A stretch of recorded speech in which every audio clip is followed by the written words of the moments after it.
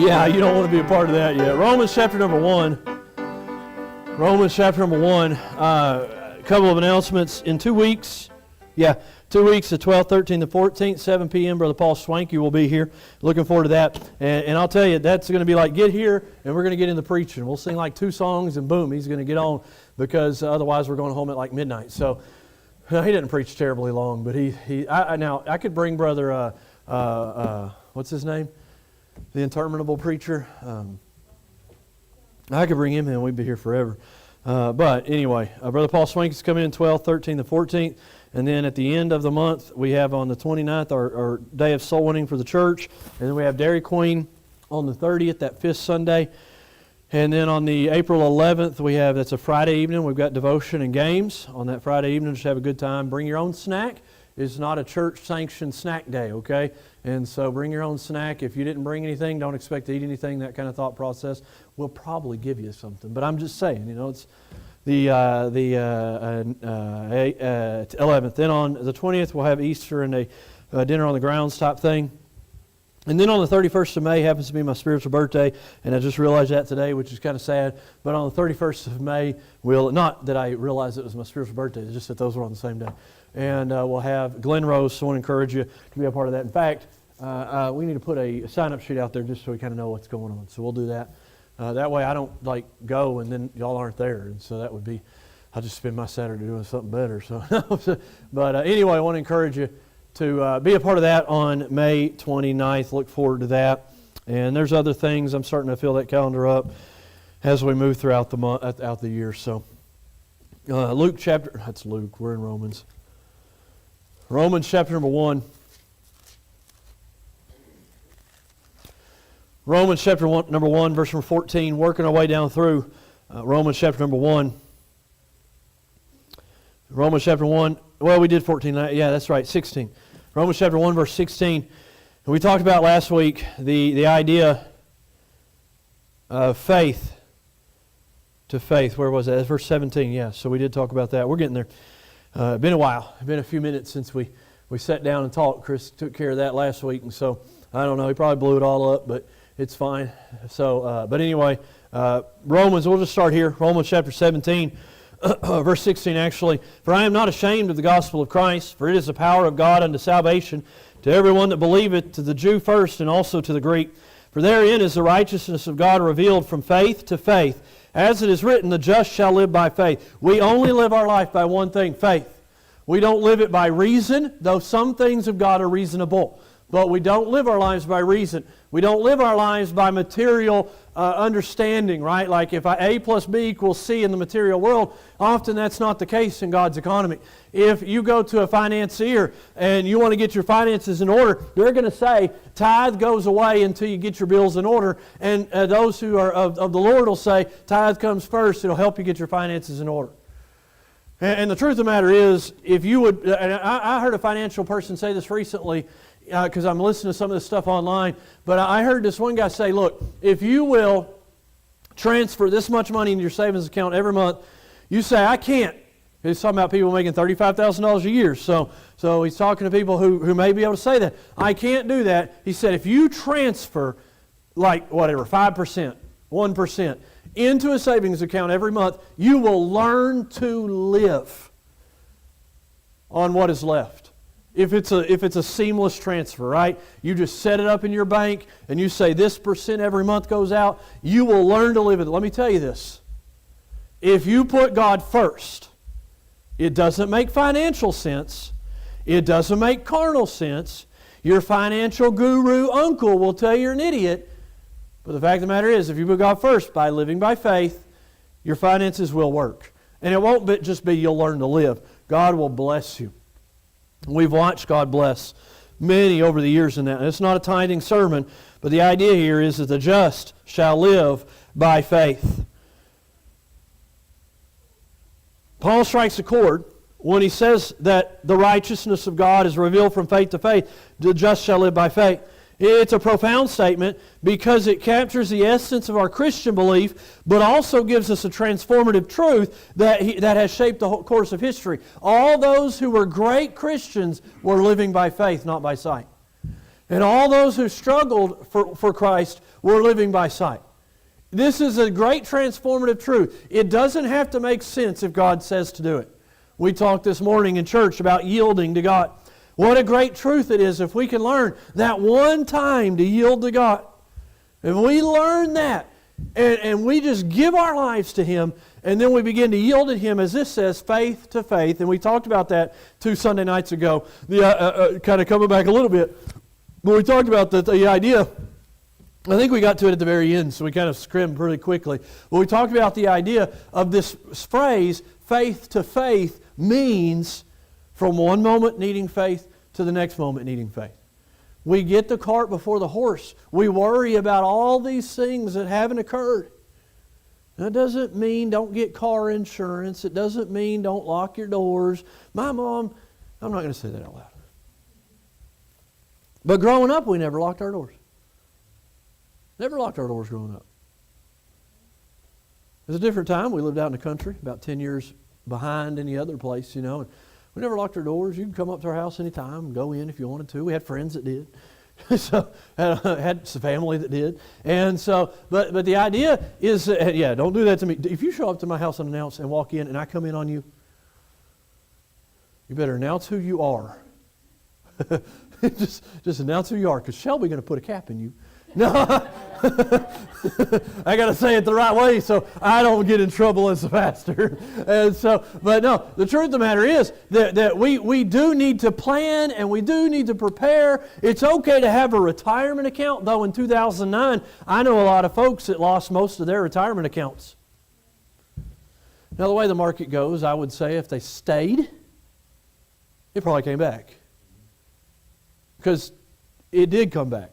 Now, some of the companies, if they'd invested in, nothing came back. If you invested in Enron, some of those, we have whole new laws, SOX compliance laws that we have to, even as IT people, I've got to be aware of because of all that stuff. But but the fact of the matter is that I'm not against like savings. I'm not against insuring your vehicles. I'm just saying that we can't live our life with the worry of tomorrow. We can't live our life saying, God, give me the faith to deal with that. That isn't even here. And there are 10 different branches that could change between now and then in the line of your life that can mean that doesn't even happen. I'm not being like weird scientific thing. I'm just saying we have yes-no choices all day long, every day. And it might be you worried about something way over here, and a yes-no choice in somebody else's life brought you way over here. There was no way for you to prepare for it. And so what do we have to learn to do? Live by faith. The just shall live by faith. Not the just shall live by tomorrow. Not the just shall live by yesterday. One of the things we got to take counselees through very heavily is yesterday happened, but it doesn't have to define who you are. And as we talked about in the bitterness this morning, it could be very helpful if we listen and apply it to our lives, is that the bitterness comes from what? The past. Anybody got an eraser? We can put the past up on the whiteboard and erase it. Will it actually do anything? And you can write the future on the whiteboard. Does that mean anything other than the ink that's put on that whiteboard? Not a bit. So the just live by faith. So we say, Lord, this is what I'm dealing with now. That's the other thing about biblical counseling. We're not therapists. I'm not asking you to go from birth to now and tell me every little thing that's ever happened in your life that's caused you issues. We're going to be talking about what's causing you an issue now. Now, it may be that in a couple of weeks we find out something else is causing an issue now too. And they may stem from the past. But some things in the past are just there and they're done. Therapist comes along, brings them up, now you're bothered by it again. And so what we try to do is give you tools to deal with things. And what is the big tool is the just shall live by faith. Now, for a long time, I looked at what Gospel Light Baptist Church was going to be next year. Year after that. I had dreams like 5 years we were going to be here, 10 years we were going to be here. And you know what happened to all of those dreams? Not one of them came to pass. Not one of them. And I was so busy looking at those dreams, I wasn't looking at what was going on right away, right at that time. and capitalizing on that, or addressing that, or taking care of issues or problems, or helping people in their current now life. But what we got to learn to do is live by, if my beard is talking to you, I am so sorry. It's talking to me up in my face. It's like I can see it all the time right now. I should have straightened it this afternoon. But what a great declaration. The just shall live by faith. The righteousness, or being right, standing with God, isn't something we can get our way into. It's not about how many spiritual duties we check off our list or how perfect we adhere to the laws of God. No, Paul said this, you cannot do anything to live. You cannot do anything to please God. You must live by faith. And in our day-to-day lives, it's still the same. It is still, faith saves, faith sustains. It is still the same thing. Faith saves and faith sustains. And we've got to learn that, and we haven't learned that. Now maybe you have, and praise the Lord for that. I'm glad you helped me out as we begin to lead everybody else this direction. But faith is what sustains us. Faith is what I need right now. You know, when I stand up behind this pulpit, every single time I'm terrified. And oftentimes I've said something and somebody's gotten mad and it justified my fear. Did it really? Not really.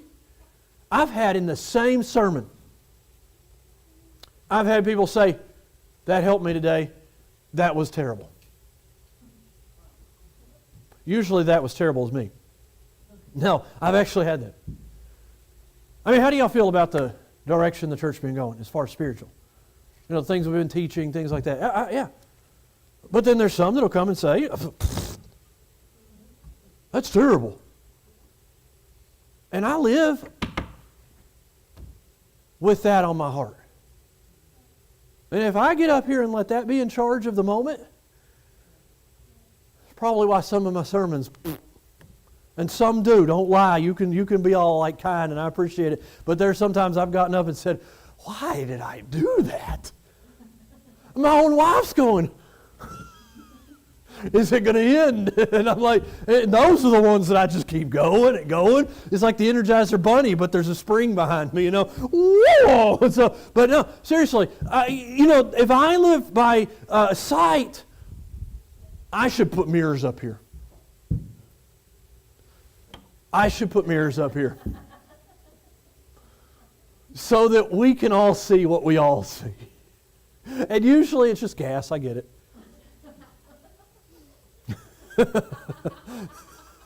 Right? Miss Magnet will throw that face and be like, she hates me. And she's like, no, I just don't feel good. No. What's that? You see his face all the time. Yeah, no, I'm just kidding. But if I live by sight, there are times where you're just having a bad day. It means nothing. It's nothing against me. It's just a bad day. Yeah, that's exactly. You got like -6 too. Yeah, me too. That's why. No, but anyway, if I lived by sight, this church wouldn't be here. Because when we started this church, we had 6 months of deputation, like $1,500 of support. You know what the rent cost?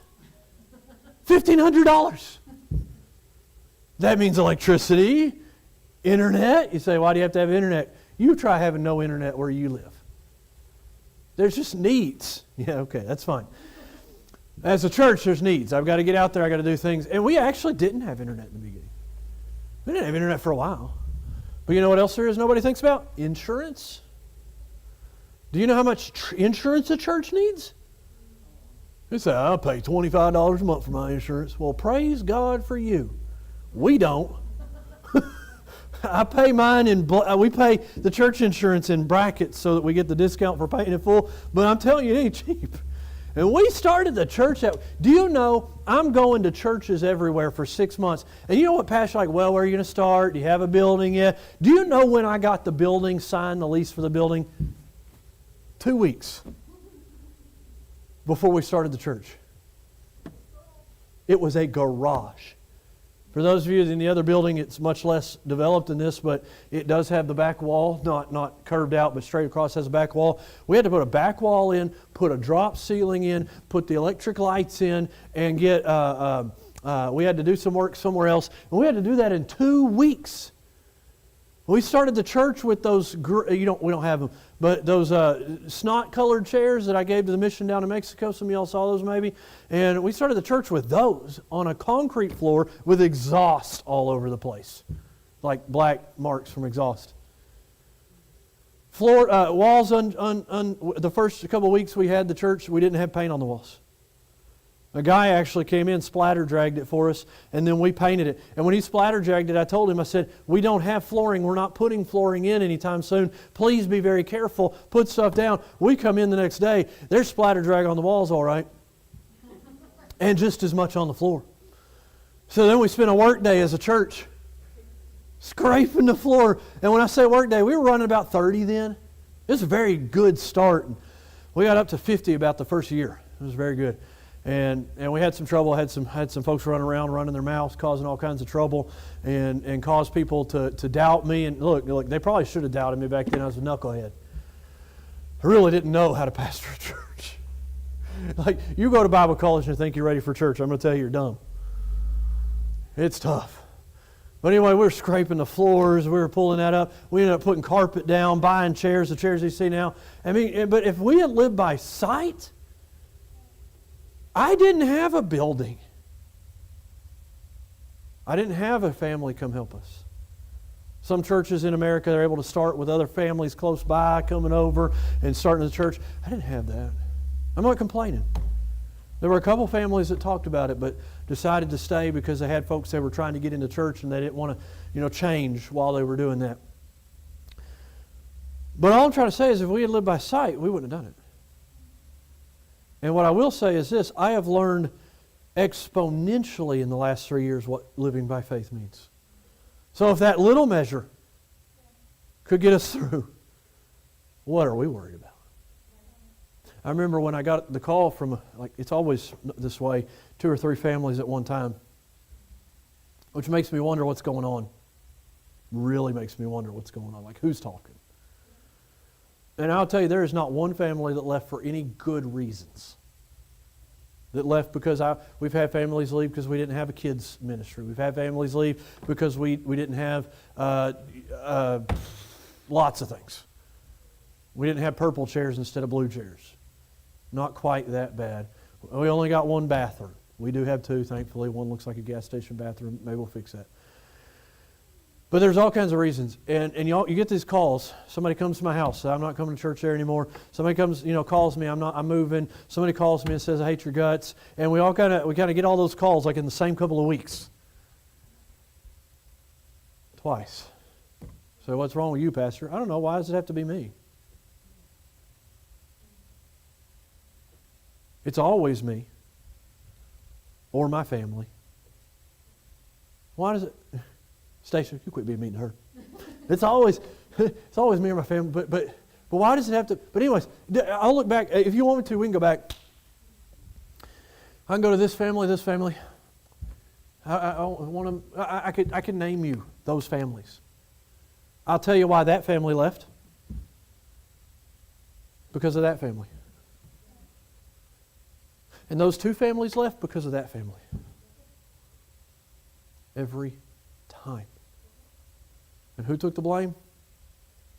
Me. And I take it today because I should have gone to that family and said, shut your mouth. If you have a problem with me, deal with it. And what am I trying to get at? What am I trying to get at? I'm trying to move us forward to this. We come into a service. We came from a service having 40 people. I think our top regular occurring service was 50-something people. And we come in a month later after 1 or 2 families drove off some of our folks and then each other. And then, when there's no meat left, the piranhas leave. And we come into service and it's just us. And back then the church was paying my rent. And this rent. And it was...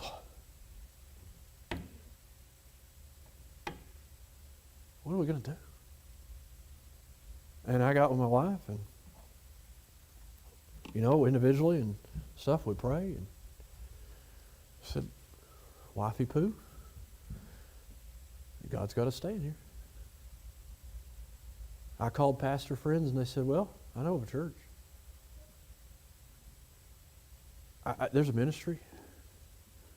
If I give them your name and you go candidate, you'll get the church. More than one. That's hard to handle. Because when you're looking at nobody, no support at this point, because churches only support church plants in America for a year or 2 years. No support, no money, no prospects. Pastors telling me they can get me another church with buildings paid off. By the way, both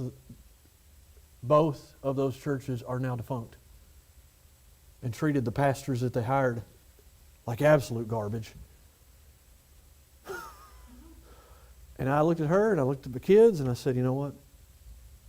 God has us to be here. No bit of sight said that. No pastor encouraged me to stay. And I love Brother Jeremy Ogden, so this is not a negative. He was doing what he thought was right by telling me that. Brother Carl Ogden, y'all pray for him. His health is it's like gone. Like he can't remember 2 minutes at all. And if y'all know Brother Carl Ogden, do pray for him. If you don't, he's my pastor's father. And he meant well. But none of them encouraged me to stay. They all encouraged me to go.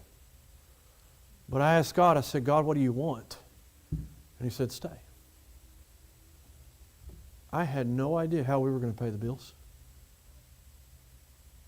We had enough savings to cover the months while we were trying to find people to come into church. And then we'd get in church one day, and his family shows up. And the next week, another family shows up. I mean, serious. It was like that. And it was like, we didn't have any savings at that point. They came right on time. They came and tithed. They came and went soul winning. And some of them were from other churches, and I praise the Lord for that. They caused their own trouble later, but it was a different way. It wasn't. That first time was very much just bad. The second time, y'all may know this, there are compromising churches out there, right? And because we're an independent Baptist church, and some compromising churches are independent Baptist church, they thought, I'm getting out of here. And no, Pastor, you're fine, but I'm leaving. Well, thanks. I appreciate that. And then other people moved, and other people went here. And it was just a mess. And we went back down. We came into church one Sunday, and it was just us. Again. That one, actually, there was one other family that stayed. And I was like, what are we going to do? It's always right around lease signing. It's like the devil knows, are you going to go? Because you don't rent month to month in a business park. You have to sign a 2-year lease at the least. And so each time I was like, devil's like, are you going to? Preacher friends are like, maybe you shouldn't. And the Lord said, please stay. And we stayed. And another family came, and another family came, and it got big again. Some of those people aren't here, some are. But what was it? It was living by faith. We've had times where we didn't know where the money was going to come from at home. And a check would show up in the mail. That first time, you know what is crazy about the first time? We had been there like 3 years. Like 3 years. And we had been paying our electric bill all 3 years. Because that's the right thing to do. Especially if you want AC in the summer and stuff. So we've been paying our electric bill for like 3 years. Everybody leaves. I don't know how we're going to pay our bills. TVEC, the electric company, the co-op, calls me out of the blue. I'm sitting I must have still been in Clients' Rights or Heart over at Terrell State. I'm sitting in my office. I get this call on my phone. I'm like, hello, is this Pastor Sims Anderson? Yeah, it is. They're like, hey, my name's so-and-so at TVEC, and I've been auditing our books, and we realize that you're a church, but whoever set your account up didn't realize you were a church or made a mistake, and they didn't put you at the right rate. Y'all, we don't rate churches as businesses. We rate churches as residents. So if you don't realize this, another crime of the century, these electric companies charge businesses more than they charge residents, which is great for the resident, but not. So we had been paying for 3 years 2 measures of wrong. The R, we should have been residential, and there was another measure, and I don't remember. There was some kind of discount or something they would put in place, and we didn't pay either of those. We were paying full price as a business. And they called and they said, hey, we audited our books, and if you know this story, I'm sorry. Audited our books, and we realized we've overcharged you for 3 years. We're sending you a check. It wasn't a $5 check. You ever get those checks from like, we overcharged you, here's 3 cents. You go buy a car and they're like, oh, we missed the taxes, here's a $5 bill. Like, it costs me more to use gas to go cash this check. It's going to cost me more in internet to scan it into my bank app than you giving me in that check, right? They spend a whole person's salary all day to send me that check, And so this company sends me like a $3,000 check reimbursing us for overcharging us. Rent was $1,500 at that time. Do your math. That's 2 months. That's about how long we were without people. You ought to try preaching to your family for 2 months. Uncomfortable. So, what are you trying to say, Pastor? Faith. Faith. You got a struggle in your life? God is big enough to fix it. It's not magic. You got to do some work, right? But He's big enough. How often we get ourselves in a bind and we go make some crazy decision because it's the only thing we can see will fix it. What would have happened had we simply said, Lord, you tell me? And we went from faith to faith to faith to faith. My boat is not rocked by the difficulties at church. Because I've watched Him work. And I've watched Him work. And we've lost some people this year. In the last 6 months. I'm not going to lie, you know it. You ain't blind. One, I was preaching on abortion. Didn't realize. Well, number one, there's a conflation of issues going on. But first of all, I didn't think I was too terribly insensitive about it. But it struck a chord, and that person left. Another one's job changed. Another person died. And if you expect the widow to come to the church that he died in, you're crazy. I've had conversations with Miss Benton. She still loves us, as far as I know. We've always had our disagreements. The Benton family was very vocal about the fact that there were things they didn't agree with. I praise the Lord. Brother Benton would come to me and say, I do not agree with this. And I would say, well, that's great. Let's talk about it. And we'd talk, and we'd come to an agreement. And Brother Benton was the kind that if I made a decision as a pastor, that was the agreement. He would give me wisdom. Sometimes he was right, and I would say, okay, you know what? You're right. And sometimes I didn't agree, and I'd say, well, Brother Benton, I appreciate that. I'll take it under consideration, but I really don't think the Bible. I mean, it may be good church, but it's not good Bible necessarily. Right? Churches do things that aren't necessarily in the Bible. Right? Doesn't mean they're wrong. Doesn't mean they're bus ministry. Is it in the Bible? No. Is it a good thing for a church? Could be. Right?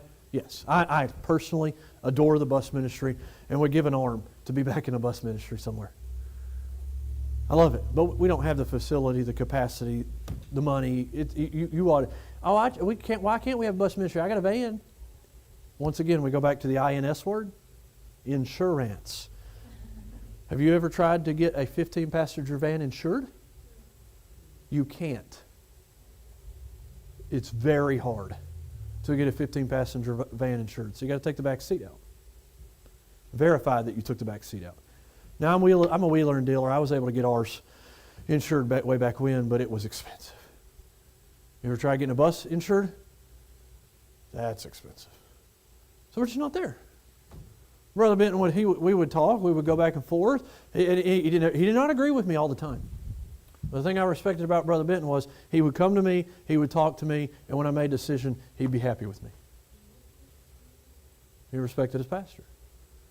And I've learned, and here's the thing, I've come to the point in my ministry that the difficulties of the ministry, I can't say I don't think about them. Yeah, can't say that. But they don't shake me. Yeah, my blood pressure will get up. And I'll go, Lord, you had this in that day? You ought to try having a missionary come home. Not because the country got too dangerous. Because they fell into sin. My best friend, other than my wife at that time. You ought to try that. And when they come home, you're their enemy. Because you called them accountability. And other people see that and get upset and leave. You ought to try that. What I've learned, I'm not whining. I'm trying to get you to understand that I've learned through all of that God got me through that, and He got me through that, and He got me through that, and He got me through this. And if I worry about everything that might happen, I'm going to be in trouble. So I trust God. And my family, they're not the pastor. They love their dad and they get defensive of their dad. Sometimes they get worried about things, and I look at them and say, it's going to be okay. It's going to be okay. Because you know what I've learned? It's going to be okay. Well, what am I trying to teach you this morning, evening, day, event, period of time? The just shall live by faith.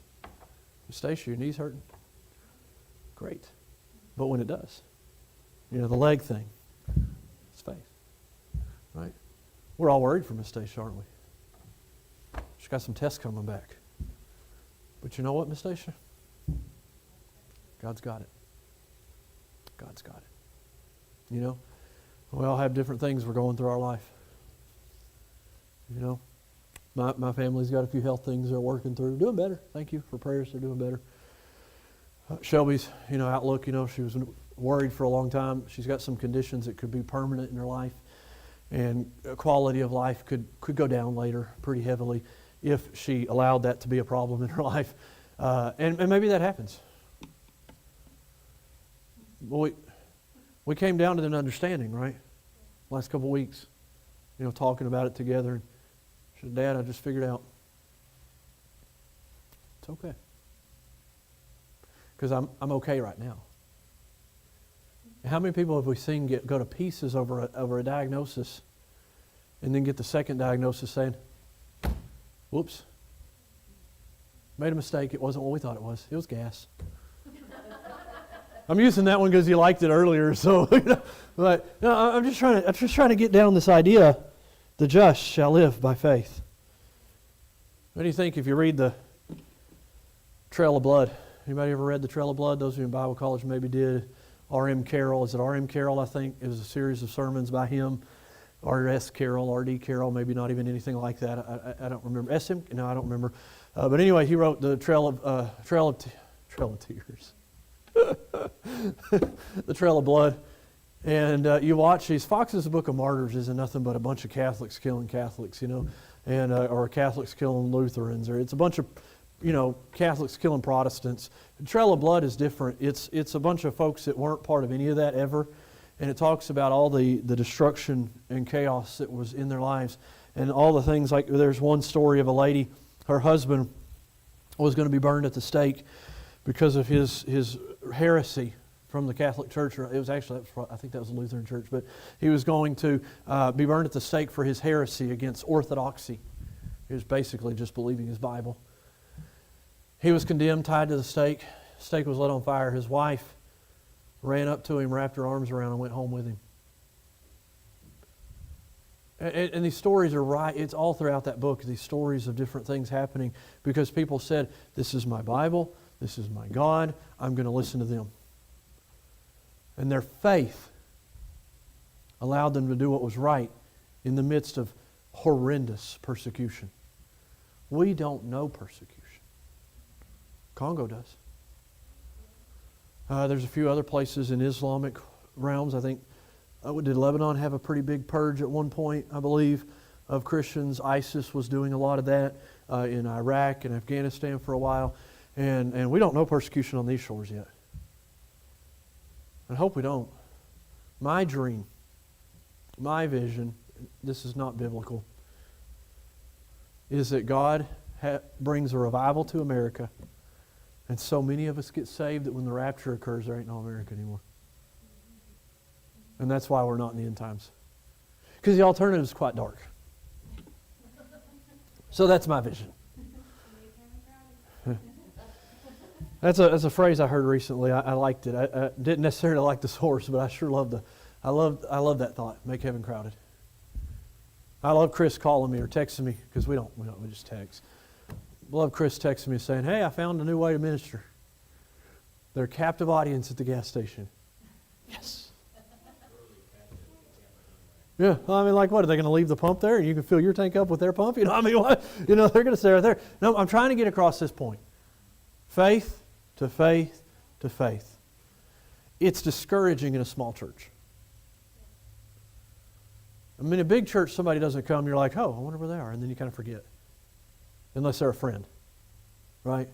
In a small church, somebody doesn't show up, and you're like, are we going to be here next week? And so the truth of the matter is, we need to live by faith.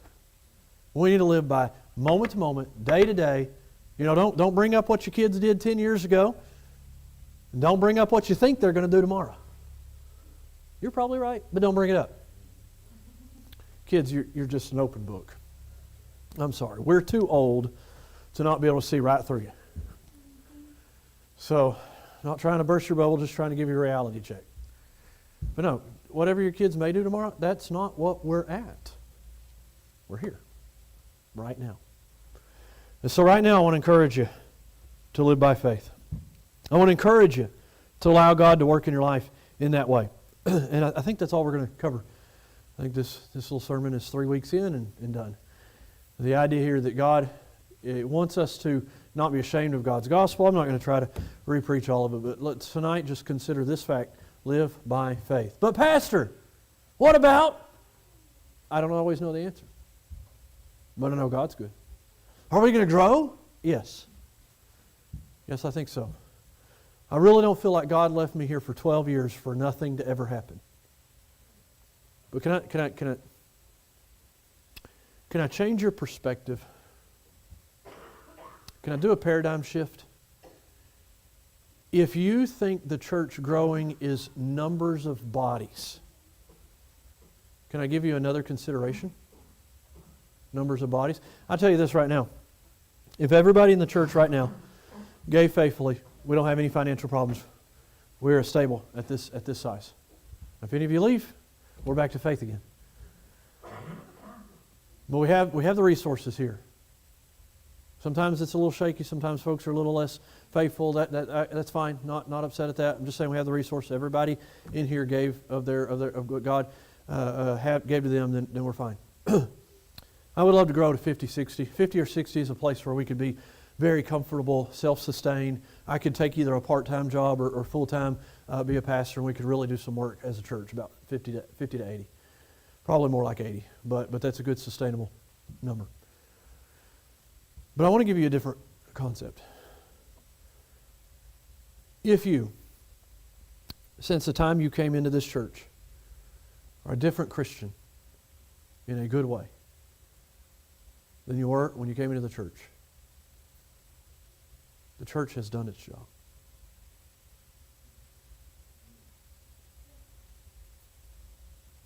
I want a church of 100 with its building and its property. We can bring bus kids in, love on kids that nobody else loves. 10 years ago, you couldn't do that in Forney. Now you can. I want that. But if everybody in here, and I've had reports from many of you, that from the day you walked into this church for the first time to today, you are a different Christian in a good way.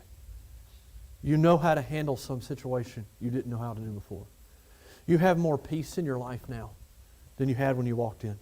You understand why you were so anxious in some situations in a doer mentality church.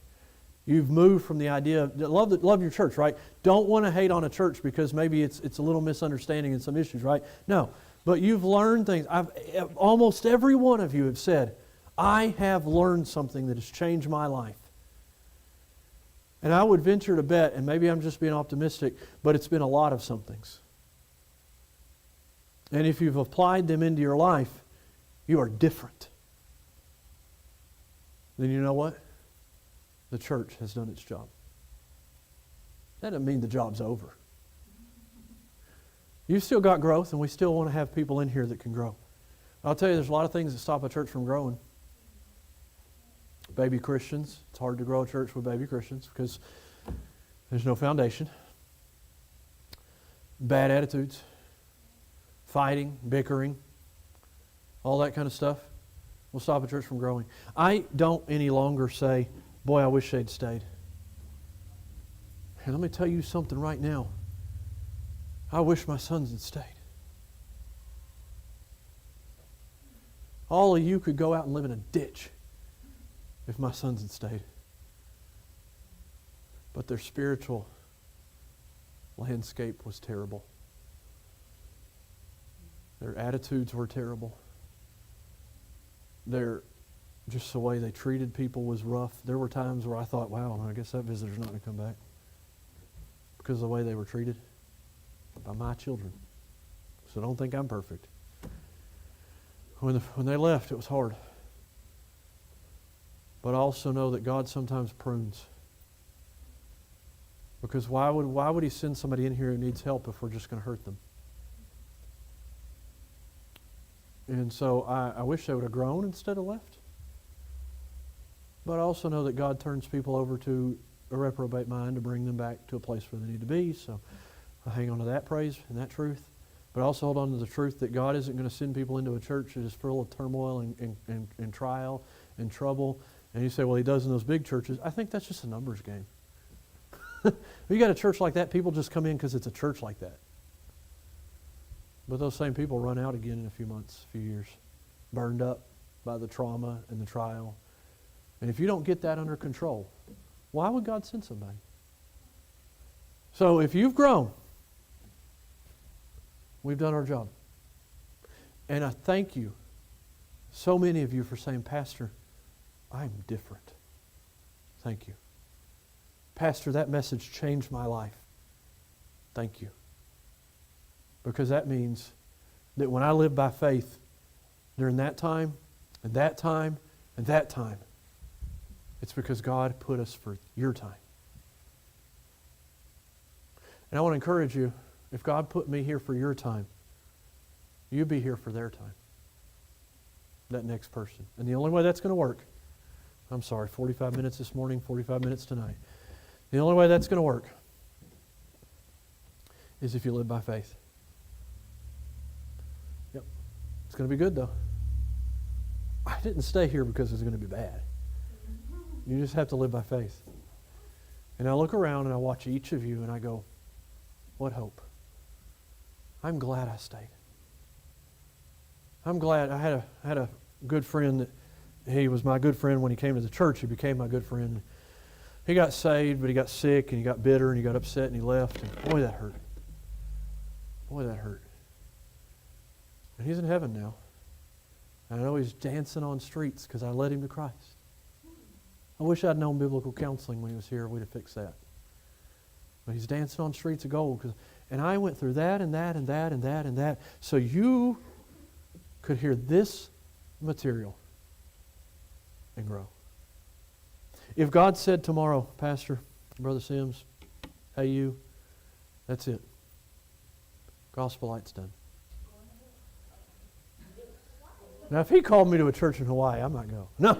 Yeah. Y'all are coming too?